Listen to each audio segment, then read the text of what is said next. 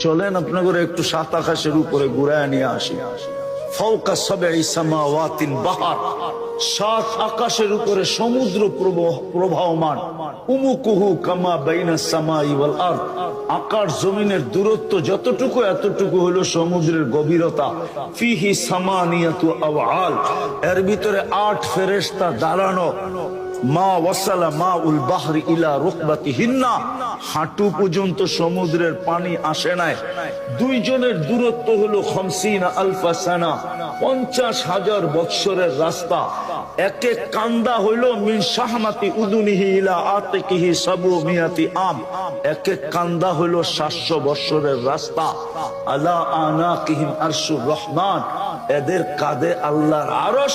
আর কোরআন বলে ওয়াকানা আরশুহু আলাল মা, আল্লাহর আরশ পানির উপরে।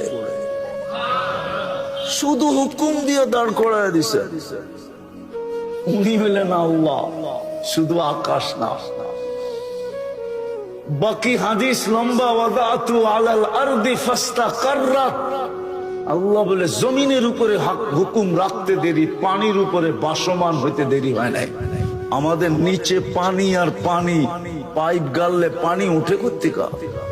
পানি না হলে পানির উপরে বিছায়া রাখছেন। এটা উপরের লেয়ারটা পানির উপরে বিছানো, যেটার উপরে আমাদের বসবাস। হুকুম দিয়ে বসায় রাখছেন পানির উপরে।